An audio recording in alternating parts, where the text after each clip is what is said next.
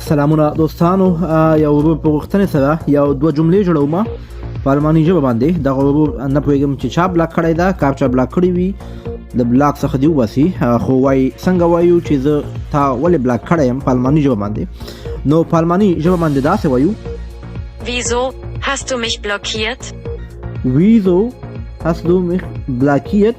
مش هم وایي، مخ هم وایي ولې دې بلاک کړی یم. نو نه پوهېږم چې ولې بلاک کړی، خو زه د مثال په تور باندې وایم چې ما بلاک کړی ځکه چې تا زما ویډیوګانې نه خوښولې یا لایک دې نه ورکاو. نو دا جمله په الماني ژبه باندې داسې وایو: Weil dir meine Videos nicht gefallen haben.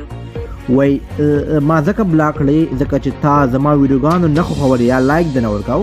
نو په الماني ژبه باندې داسې وایو: Weil dir meine Videos nicht gefallen haben. یعنی تا زما ویډیوګانې نه خوښولې ځکه مې بلاک